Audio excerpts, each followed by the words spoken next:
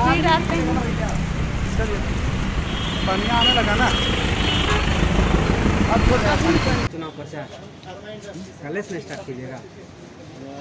हाँ,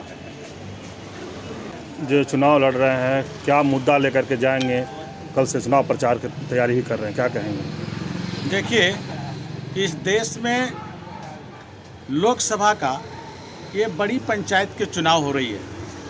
देश के आज़ादी के बाद इस देश के प्रजातांत्रिक तंत्र में 77 साल से जो रिकॉग्नाइज पॉलिटिकल पार्टियां स्थापित हैं, इन रिकॉग्नाइज पॉलिटिकल पार्टियों के द्वारा जो आम जनमानस के लिए कार्यक्रम चलाया गया, हम समझते हैं कि पूरे देश के अंदर असंतोष का जो है वो आज भी स्थिति बना हुआ है आम आवाम में। आपको मैं बता दूं कि भागीदारी पार्टी का मूल मकसद है कि इस देश के आम आवाम जिसको सामाजिक भागीदारी, आर्थिक भागीदारी और राजनीतिक भागीदारी नहीं मिला, हम और हमारी पार्टी चाहते हैं कि इस देश के अंदर एक वोट की राजनीति करने वाले लोग, जिनका फंडामेंटल राइट है वोट देने का, लेकिन एक बहुसंख्यक आबादी जो सोच और चेतना तो राजनीति का रखती है, लेकिन उनको रिकॉग्नाइज पॉलिटिकल पार्टी या बड़ी पार्टियों ने मौका नहीं दिया चुनाव लड़ने का। तो हमारी पार्टी ने पूरे देश के अन्य राज्यों में ऐसे प्रत्याशी को टिकट देके जो कानून बनाने का मंदिर है विधानसभा या लोकसभा, उसमें भेजने का काम कर रही है और एक समतामूलक समाज निर्माण की ओर हम लोग बढ़ रहे हैं। हमारा चुनावी जो मैनिफेस्टो होगा, उसमें हमारा चुनावी मैनिफेस्टो पहला है कि इस देश के अंदर समान शिक्षा नीति लागू करना। इस देश के अंदर जिन प्रतिष्ठानों में, जिन स्कूल में, जिन कॉलेजों में जो पूंजीपति और जो बड़े घराने के बच्चे बच्चियां पढ़ते हैं, IAS IPS की पढ़ाई करते हैं, परंतु ऐसे मेधावी छात्र जो गांव में गलियारों में रहते हैं, जिनके न पढ़ने की क्षमता है और वो अर्थ के अभाव में पढ़ नहीं पाते हैं। भागीदारी का मतलब है कि यदि हम तंत्र पर स्थापित होते हैं तो निश्चित रूप से राज्य सरकार और केंद्र सरकार के खर्च पर हम ऐसे मेधावी छात्रों को पढ़ावेंगे और उनकी उच्च शिक्षा संस्थानों में सरकारी अनुदान पर हम लोग जो है सो उनका नामांकन कराएंगे। ये हमारा पहला मैनिफेस्टो है। जिस तरह से आप रांची से लोकसभा से उम्मीदवार हैं, यहाँ बड़े बड़े पार्टी के भी उम्मीदवार हैं, आप एक वकील भी हैं पेशे से, अधिवक्ता हैं, तो किस तरह से चुनाव लड़ेंगे बड़े पार्टी के? देखिए, आप लोगों को मैं बता दूं, इतिहास गवाह है, क्रांति हमेशा गरीबी में पैदा हुआ, क्रांति हमेशा फटेहाली में आया, क्रांति हमेशा सर्वहारा वर्ग में आया, क्योंकि इस देश के एक बहुसंख्यक आबादी जो फटेहाली रोजमर्रा की जिंदगी जी रहा है, आखिर उसी के अंदर तो दर्द है।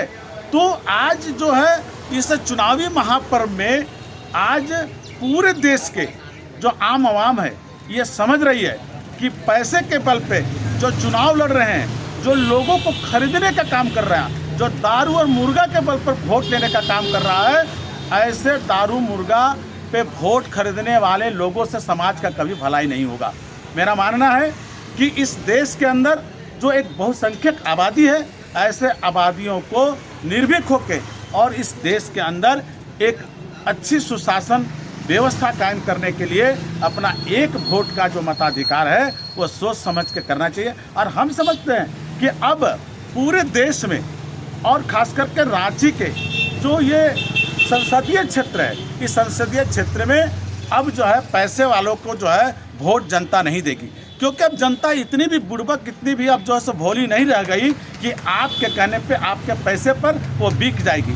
जनता में चेतना आई है और निश्चित रूप से इस बार का चुनाव जो होगा वो सोच समझ के होगा और जनता सोच समझ के वोट करेगी। इस चुनावी समर में, इस चुनावी महापर्व में लोग जो अंतिम पंक्ति में खड़े हैं, जो गांव गलियारे में रहते हैं, वो आदमी ये सोचने लगा है कि हमारा मौलिक अधिकार का हनन कौन कर रहा है। तो मौलिक अधिकार का हनन पूंजीपति लोग कर रहे हैं, जो सीधा सीधी वोट को खरीद बिक्री करते हैं, करोड़ों का जो सो खर्च करके वोट को खरीदने का काम करते हैं। मेरा मानना है और जनता से मेरा अपील है कि यदि आप बिकते रहोगे अपना एक वोट का मौलिक अधिकार जो आपको इस देश में एक अच्छी शासन व्यवस्था कायम करने का जो फंडामेंटल राइट मिला है, आप सोचिए जिस संविधान को बाबा साहब अम्बेडकर ने लिखा था आपके लिए, वो बाबा साहब अम्बेडकर वो एक वकील थे, वो एक बैरिस्टर थे। आप इस बात को ज़रा ध्यान दीजिए, उनके पास ज्ञान कितना था। इस देश के आम आवाम के लिए उन्होंने आपको एक वोट का अधिकार दिया। तो आप और जनता से मेरी अपील है कि आप सोच समझ के वोट करें, ताकि आने वाला समय में इस देश के अंदर एक पढ़ा लिखा वर्ग का एक मंडली लोकसभा जो इस देश का बड़ा पंचायत है उसमें स्थापित हो और इस देश के लिए एक अच्छी नीति बने, ताकि उस नीति से सामाजिक व्यवस्था में परिवर्तन हो सकती है। आपके राष्ट्रीय स्तर के नेता भी प्रचार प्रसार में आएंगे या?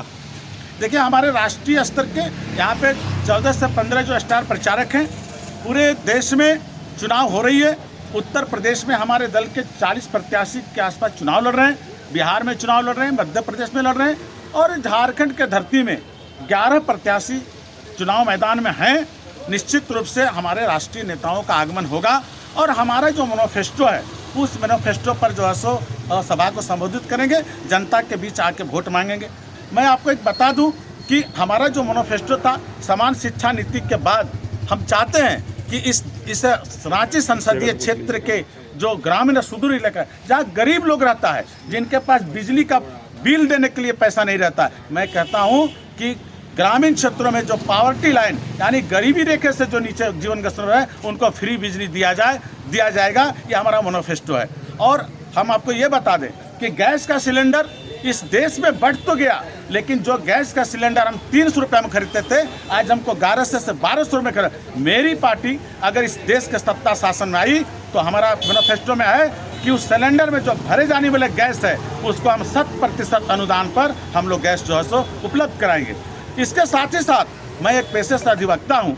इस देश के बड़ी पंचायत में कई बार ये बात आती रहती है कि अधिवक्ताओं की हत्या होती है, तो मेरा मैनिफेस्टो में ये भी है कि मैं एडवोकेट प्रोटेक्शन एक्ट पर भी और जोर डालूंगा। और अगर हमारी सरकार आई तो इस देश के अधिवक्ताओं के लिए, इस देश के उच्च न्यायालय, सिविल न्यायालय में काम कर रहे अधिवक्ताओं के लिए, जो जस्टिस के लिए, न्याय के लिए लड़ते हैं, जिनका जीवन खतरे में रहता है, ऐसे अधिवक्ताओं के प्रोटेक्शन के लिए एडवोकेट प्रोटेक्शन एक्ट लाने का भी हम लोगों ने मैनिफेस्टो में शामिल किया है। आपने अपने मैनिफेस्टो में शिक्षा का शामिल किया है, लेकिन स्वास्थ्य को लेकर के आपने नहीं बताया कि क्या आगामी योजना है, क्योंकि सबसे अधिक गरीबों को ज़रूरत होती है स्वास्थ्य के लिए और वो आज बिकता हुआ नज़र आ रहा है। देखिए, ऐसा है कि हम अभी अपने मैनिफेस्टो पर क्रमवार बोल ही रहे थे कि आपने सवाल किया। हमको आपको बता दें कि अगली जो हमारी मैनिफेस्टो में जो एजेंडा है, निश्चित रूप से स्वास्थ्य पर भी हमारा जो है सो ध्यान है। जनता के लिए इस राज्य के अंदर जो गंभीर और जो संक्रमित लोग हैं, इनके निदान के लिए जो बड़ा पैसा खर्च होता है, हम समझते हैं कि आज इस देश के अंदर जो आप देखें कार्ड बनाया गया है, उस कार्ड के माध्यम से क्या भाई इलाज करने की बात है, लेकिन कहीं न कहीं वो कार्ड भी फेल है। आप चले जाएं हॉस्पिटल में तो वहाँ क्या है, रजिस्ट्रेशन में पैसा देना है, जांच में पैसा देना है।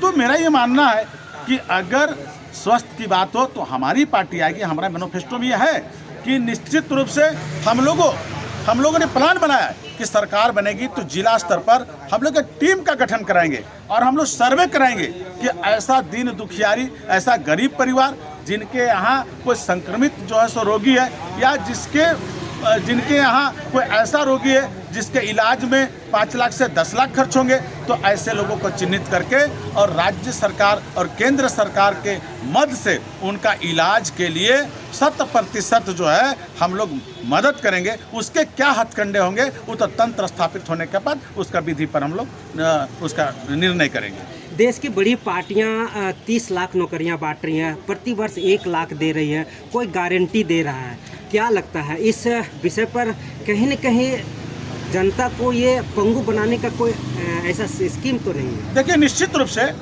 आज जो देश के अंदर रिकॉग्नाइज्ड पॉलिटिकल पार्टियां स्थापित हुई, उन्होंने अपने मैनिफेस्टो में जो वादे जनता के सामने किया, अब इन वादों पर हमें कोई टिक्का टिप्पणी नहीं करना है। देश की जनता देख रही है कि किनका मैनिफेस्टो पिछले चुनाव में क्या था, उसके पहले क्या था, और उस मैनिफेस्टो के आधार पर, उस घोषणा पत्र के आधार पर जनहित में वो कितना खरा उतरे हैं। इस बिंदु पर जनता जनार्दन वाच कर रही है और निश्चित रूप से उनके अंदर भी विवेक है, उनका अवधारणा जग गया है। वो अबर का जो वोट होगा उस पर निर्णय होगा और सोच समझ के निर्णय होगा। आप दो जगह से चुनाव लड़ रहे हैं, हजारीबाग और रांची, क्या सोच करके ये दो जगह से आपने नामांकन? देखिए, भारत के अंदर तंत्र में 2 लोकसभा चुनाव लड़ने का मौलिक अधिकार है। हमारे देश के प्रधानमंत्री भी तो कुछ तो चुनाव लड़े सोचे थे। होंगे ना। देखिए, ऐसा है कि हमारा जो अपना मैनिफेस्टो था, उस मैनिफेस्टो का प्रचार प्रसार आम जनमानस में अधिक से अधिक कैसे हो, इस बिंदु पर हजारीबाग में भी हमारी पार्टी ने प्रत्याशी उतारने का फैसला किया था, परंतु किसी कारणवश वो प्रत्याशी हम लोग उतार नहीं पाए। तो निश्चित रूप में पार्टी ने फैसला किया कि हमारा हजारीबाग संसदीय क्षेत्र में भी हमारा पार्टी का जो मूल सिद्धांत है उसका प्रचार प्रसार हो, हम जनता तक और जन जन तक अपनी क्रांति को लेके जाए। इसलिए जो पार्टी ने फैसला किया, फिर मैं चुनाव का पर्चा दाखिल किया। झारखंड के बने 24 साल हो गए और जिस हिसाब से झारखंड को अलग किया गया था विकास के लिए, वो हो नहीं पाया। आज भी यहाँ की जनता पलायन हो रही है बाहर में, लेकिन बड़ी पार्टियाँ जो है जब मजदूरों को लेकर के कोई ऐसा मैनिफेस्टो में शामिल नहीं किया। क्या आप मजदूरों के विषय में कुछ सोचेंगे? भाई देखिए, इस राज्य का तो गठन ही इसलिए हुआ था कि सर्वांगीण विकास के लिए जो झारखंड प्रदेश का जो आज जनमानस है, आदिवासी, मूलवासी और इस प्रदेश में रहने वाले निवासी, इन तमाम लोगों का जो है सर्वांगीण विकास कैसे हो, इसी बिंदु के लिए लड़ाई शुरू हुआ था। लेकिन अगर 24 साल में इस प्रदेश के रहने वाले आम जनमानस का विकास नहीं हुआ, तो कहीं न कहीं तंत्र में रहने वाले लोग ठीक ढंग से विधेयक नहीं ला पाए, ठीक ढंग से उसके लिए कोई विधि तैयार नहीं कर पाए, ठीक ढंग से कार्यक्रम तैयार नहीं कर पाए। तो विधानसभा या लोकसभा में जो तंत्र स्थापित होता है, उसका एक नैतिक धर्म बनता है कि जिन जनता के बीच जाके अपने घोषणा पत्र के आधार पर आपने वोट कलेक्शन किया था, तो उनके मौलिक आधार के लिए 5 साल में आपको नियम बनाना था, कानून बनाना था, नीति बनाना था। मेरा मानना है कि 24 साल के कालखंड में इस खनिज संपदा से भरा हुआ प्रदेश में जो यहाँ के जनमानस के लिए जो योजना और जो नीतियाँ बनना चाहिए, सार्थक नीतियाँ, हमको लगता है कि सार्थक नीतियाँ नहीं बनी। हम आपको बता दें कि आज भी पढ़े लिखे लोग, आज मैंने देखा है कि आज भी इस प्रदेश के MA, BA, इंटर किए हुए महिलाएं इस रांची के कोने कोने में टिफिन लेके और अपना पेट का भूख मिटाने के लिए खड़ी रहती हैं। तो अगर इस प्रदेश में शिक्षित महिलाएं वो अगर अपना पेट का भूख मिटाने के लिए अगर चौक चौराहे पर खड़ी रहती हैं, आप कैसे मान लेंगे कि सरकार अच्छी है? इस खनिज संपदा से भरा हुआ प्रदेश से भारत का 40% खर्चा अकेला झारखंड से चलता है। तो झारखंड से जिस खनिज संपदा से देश का अर्थव्यवस्था का 40% जो आज चल रहा है खर्चा, अब सोच लीजिए कि उस प्रदेश के लोग टिफिन लेकर घूम रहे हैं, उस प्रदेश का शिक्षित नौजवान आप नौकरी के बहाली की नौकरी के वैकेंसी के लिए बाजार में घूम रहा है। तो मेरा मानना है कि संतोषजनक नीतियाँ, संतोषजनक कार्यक्रम इस प्रदेश में नहीं बना। मेरा मानना है कि अगर भागीदारी पार्टी इस राज्य के अंदर स्थापित होती है, हम लोग अपना नीति, अपना सिद्धांत को जनता के बीच बांट रहे हैं और उनके दुख दर्द के बारे में हम लोग मीडिया के माध्यम से, तंत्र के माध्यम से, प्रचार के माध्यम से हम लोग अलग जगाने का काम करते हुए उसको ये बात करें कि चुनाव का जो वर्ष है, ये एक महापर्व का समय है। यही एक ऐसा समय है, आप अपना एक वोट का जो प्रयोग कर रहे हैं बड़ा सोच समझ के करिए, क्योंकि एक दिन का चूक 5 साल तक आपको भोगना पड़ता है। ये हम लोग जनता से कह रहे हैं और निश्चित रूप से भागीदारी पार्टी की ओर जनता का रुझान बढ़ रहा है। बहुत कम समय में, 1 साल में झारखंड प्रदेश के अंदर 11 प्रत्याशी लोकसभा चुनाव मैदान में खड़े हैं और जम के चुनाव लड़ रहे हैं। इस बात का संकेत है कि जनता का रुझान भागीदारी पार्टी की ओर बढ़ा है। एक लास्ट सवाल और हम करना चाहेंगे कि सभी पार्टियां महिलाओं की सुरक्षा को लेकर के बड़ा चिंतित रहते हैं, लेकिन वो कागजों पर होती है। आए दिन यहाँ झारखंड में महिलाओं के साथ अन्याय और अत्याचार हो रहा है, कहीं बहुएं जलाई जा रही हैं। सारे कानून बहुत प्रभावी रूप से लागू हैं, फिर भी उनका कोई हिसाब किताब नहीं हो पाता है। आज झारखंड में 4.5 साल लमसम हो गए सरकार के बने हुए, लेकिन महिला आयोग की अध्यक्ष नहीं चुन पाई। कहाँ ये सरकार की विफलता नज़र आती है? नहीं, देखिए, ये तो तंत्र जनता के वोट पर आधारित है, और जिस जनता को वोट लेके जो घोषणा जनता के सामने आपने रख के जो चुनाव लड़ा था, और चुनाव लड़ने के बाद सरकारी तंत्र में आप स्थापित हुए, निश्चित रूप से आपका ये नैतिक धर्म बनता था कि जो ब्यूरोक्रेसी में जो पद खाली हैं, जो मंत्रिमंडल में जो पद खाली हैं, जो निगम बोर्ड में पद खाली हैं, ऐसे बोर्डों में, ऐसे निगमों में, ऐसे तंत्रों में आपको वैधानिक जो विधि हैं उनको ध्यान में रखते हुए उनका काम करना चाहिए। तो ये अगर नहीं हो पाया तो कहीं न कहीं जो है सो राज्य में एक अच्छी तंत्र व्यवस्था का ये संकेत नहीं है।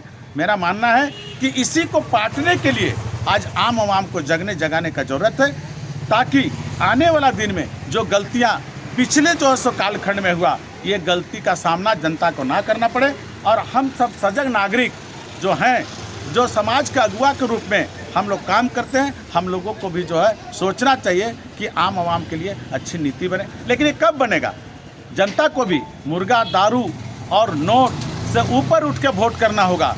आपको एक वोट का मौलिक अधिकार को समझना होगा। आपका एक वोट इस देश के अंदर एक अच्छी सुशासन स्थापित कर सकती है। इस बात का ख्याल जनता को रखना चाहिए। क्या अपील करेंगे झारखंड की जनता से? देखिए, झारखंड की जनता से हम अपील करेंगे कि जो बिहार के एकीकरण के बाद झारखंड का जो गठन हुआ, 24 साल बीत गए।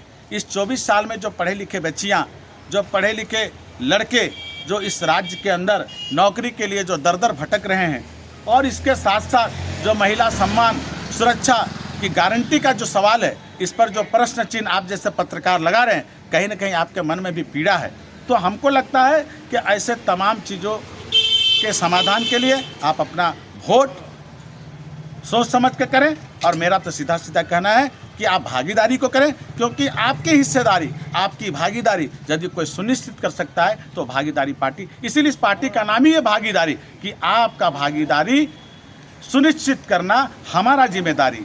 इसलिए सबके जुबान में अब एक ही नारा चल रहा है कि इस बार श्याम बिहारी। तो मेरा मानना है कि आप लोगों का सहयोग, तमाम प्रचार प्रसार करने वाले बंधुओं का, आप लोगों से मेरा एक अनुरोध होगा कि हमारी बातों को जन जन तक पहुंचाइए, ताकि सामाजिक चेतना, उसके अंदर जो एक वोट का जो अभी राइट है वो कहीं गलत जगह पर नहीं चला जाए, कि ताकि 5 साल फिर इस देश के आम आवाम को भोगना पड़े। इसका संदेश आप भी पहुँचाएँ, और हमारा तो संदेश सही है, हम काम कर ही रहे हैं। चुनाव चिन्ह क्या है आपका? हमारा चुनाव चिन्ह हांडी छाप, पोट, इंग्लिश में पोट, हिंदी में हांडी। तो निश्चित रूप से चुनाव चिन्ह एक प्रतीक है। मूल बात तो है कि जनता का ध्यानाकर्षण कराना, उनके मूल बातों को लेकर चुनाव लड़ना, ये हमारा मैनिफेस्टो में है, और हम जनता के बीच जा रहे हैं। कल से हमारा और भी, आज हम औपचारिक रूप से अपने अधिवक्ता वर्ग के बीच और अपने जो है सो गाँव गलियारा में औपचारिक परिचय के रूप में हमने अपना मैनिफेस्टो को रखा है। और कल से चुनाव प्रचार हमारे बाज़ार में जो प्रचार वाहन है वो भी होंगे, और डोर टू डोर हम लोग जाके लोगों को बताने का काम करेंगे कि धन बल से जो आपका वोट पैसे के बल पर खरीदना चाहता है, ऐसा आदमी आपका कभी जो है सो विकास नहीं कर सकता है, आपका हितैषी नहीं हो सकता है। इसलिए अपने समान जो है सो अधिकार के लिए आप लड़ने का कोशिश करें। चुनावी मैदान में आप प्रतिद्वंदी किसको मानते हैं आप? देखिए, हम अपना प्रतिद्वंदी हम किसी को नहीं मानते। मेरा मानना है कि मेरा जो विचार है वो जनता के लिए है, और हम जनता का वोट कलेक्शन करना चाहते हैं, और उस जनता के लिए अच्छी नीति बनाना चाहते हैं। इसलिए हमारा कोई प्रतिद्वंदी, मेरा सीधा बात है कि हमारा जो मैनिफेस्टो, इसके लेके हम जनता के बीच जाएंगे, और जनता को हम ये कहेंगे कि अगर आप अपना मौलिक अधिकार को सुनिश्चित करना चाहते हैं तो भागीदारी को वोट करो। परिचय? श्याम बिहारी प्रजापति, प्रत्याशी, सह अधिवक्ता, झारखंड हाईकोर्ट, रांची।